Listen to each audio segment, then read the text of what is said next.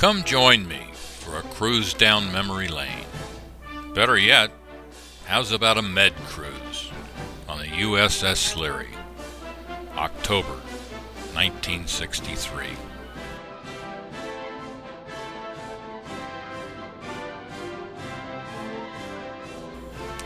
Thanks to Ken Hartman and his meticulous JO journal, we have all the dates and ports of call. So let's go revisit them. Ed Gillenwater sold his 8mm camera to this newbie ensign, and when I got a minute, I'd slip out on deck and shoot a few feet of film. So enjoy a few snippets of life aboard the Leary.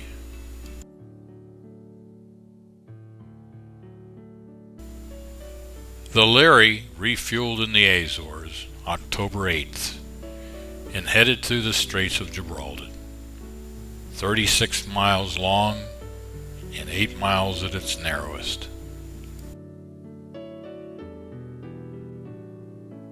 From the Straits we headed to Cagliari, the capital of Sardinia, which dates back to the 7th century BC and was founded by the Phoenicians.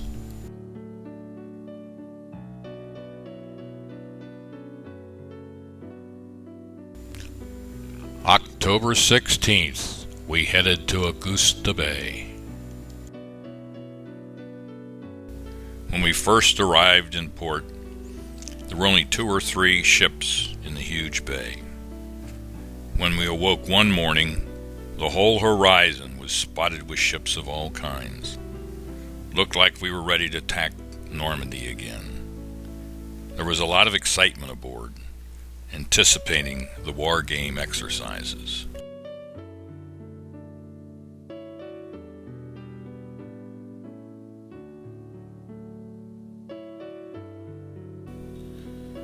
The strength and size of this armada took my breath away and was all inspiring.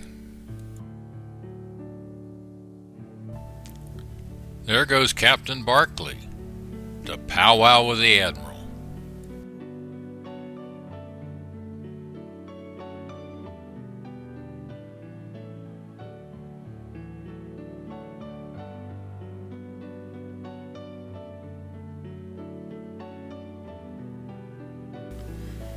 These were long but exciting days for all who participated in these exercises.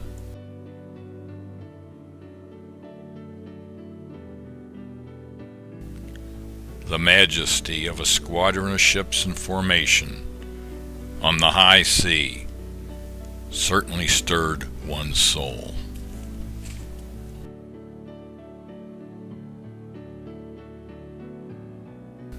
I was thankful to Bradford and his group of sonarmen. They were all sharp cookies, and we're looking forward to firing some practice torpedoes. They'd run to the target ship, stop short, and surface so we could retrieve them and use again. And needless to say, they cost a bundle. The adrenaline rush of firing the first torpedo drained fast as it malfunctioned and was lost from the surface of the sea forever. We looked for hours without success. Our second launch went by the book, and its bobbing head made it an easy target to find. However, as you can see, with all hands on deck, count the white hats, we weren't going to lose another one. XO took over, shouting orders. Then the anxious torpedoman leaped into the sea, sans life vest, and hooked the line to his precious baby. Everything went fairly smooth.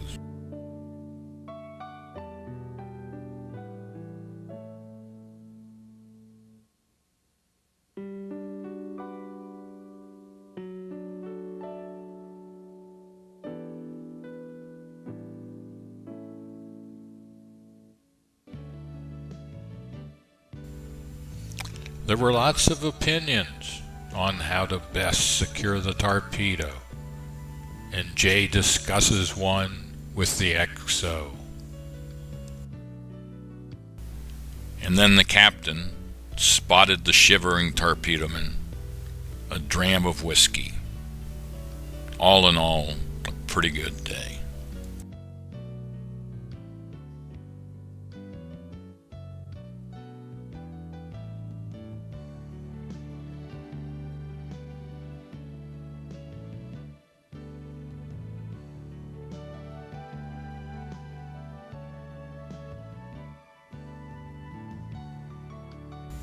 Good old Dave Schmidta always had a smile on his face.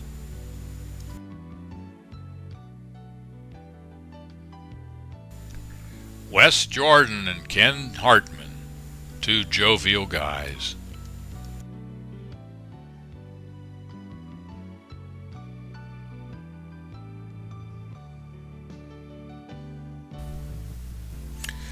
Nice easy rolls today, no problem. That is, unless it's your first day aboard ship, and then you got a big problem.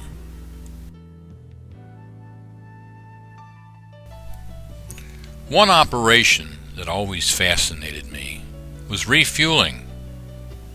It was a tricky job, even on a calm day. And Gillenwater was one of the best at it, next to the captain, of course.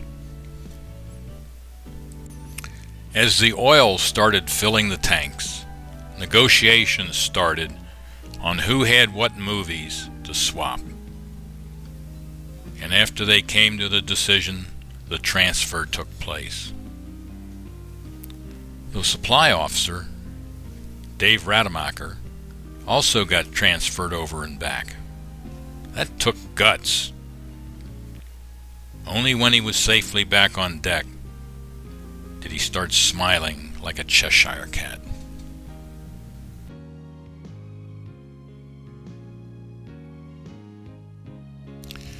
After the fleet exercises, we made our way to Valletta, the capital of Malta.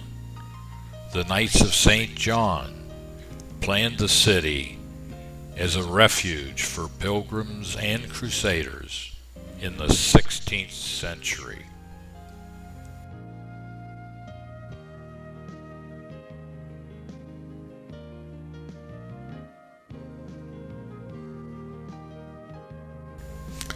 Today, we're heading north to Genoa, one of the longer legs on our cruise.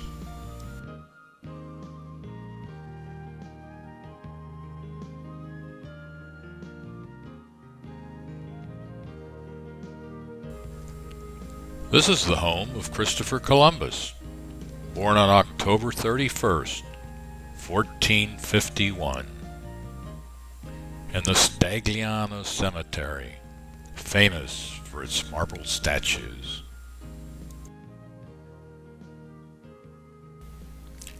As we neared the Bay of Napoli, I asked the captain if we could pass near Capri. "Sure, let's do it," was his reply.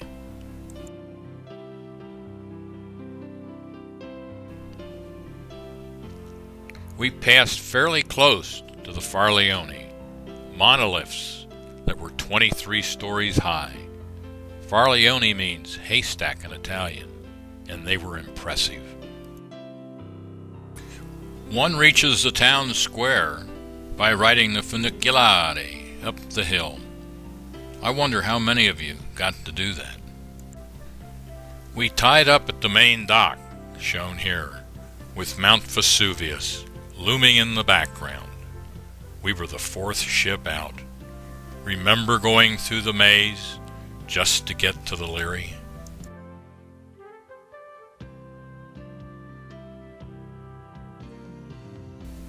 Tragedy struck for us about 2100 hours as the shore patrol ordered us back to the ship, which was already in high alert.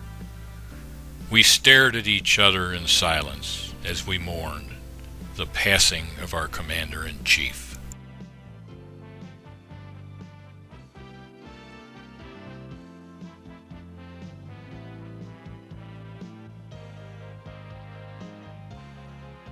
back to the business of being prepared, and eventually doing plane guarding for the Independence again. I'm happy to report we didn't have to pull one pilot out of the drink. They were fantastic flyers.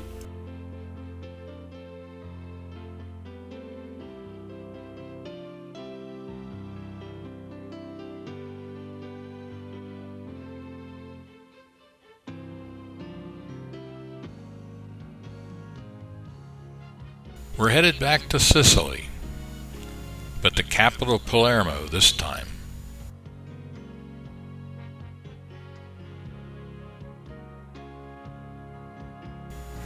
Some fun things happened in port.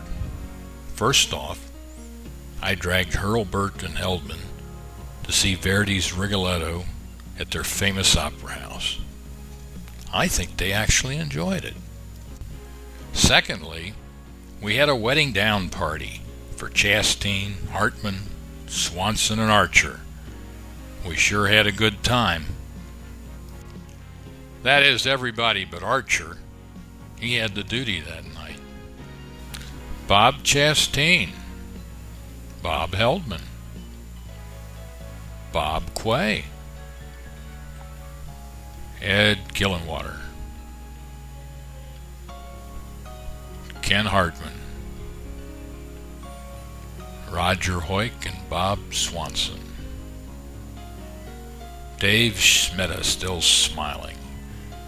Captain Barkley and Tony Suarez.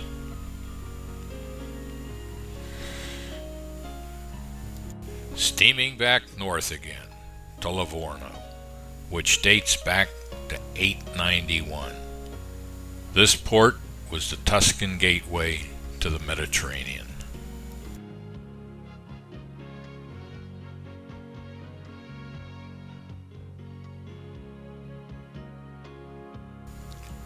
It's also the home of the Italian Naval Academy, founded in 1881.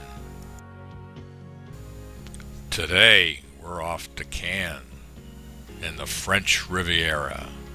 Ooh la la. We arrived in Cannes on a bright sunny day and dropped anchor in the bay. It was almost short sleeve weather. I think it was Bob Chastain who immediately rented an apartment on the beach so we could enjoy a cocktail there in the evening. Life sure was getting civilized. Some of the wives who joined us in Cannes were Sally Hartman, Mickey Chastain, and Paula Schmidta. And seen here is Sue and Ed Gillenwater with Wes Jordan and Bob Chastain.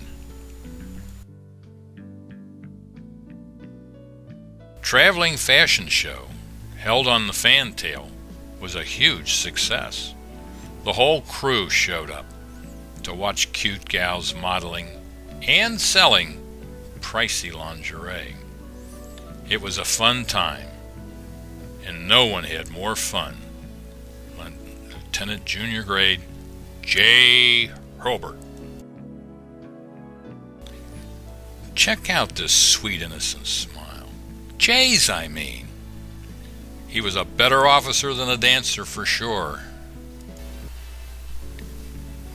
Even the big guys had fun.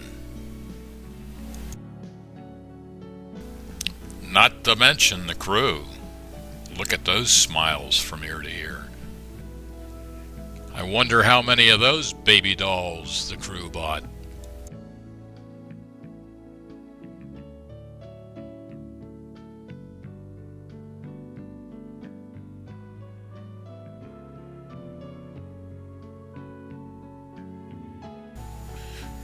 We're heading for Barcelona today, the second largest city in Spain. And wouldn't you know it, Barcelona was founded by the Romans. Construction of the Sagrada Familia Cathedral started in 1882. They now have a completion date of 2026. Mañana. Today we're off to Marseille, the second largest city in France. Founded by Greek sailors in 600 BC, making it the oldest urbanized city in France.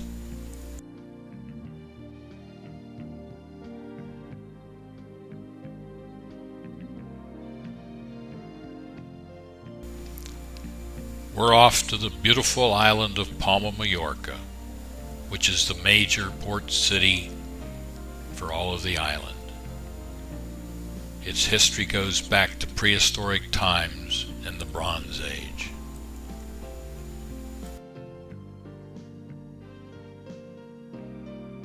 King James of Aragon started building the Cathedral La Sue in 1229. It was finally finished in 1601. Because of unrest in the port of Pieria, Greece, what else is new? We're returning to Napoli. Castle Nuovo, in the heart of the harbor, was built in 1279.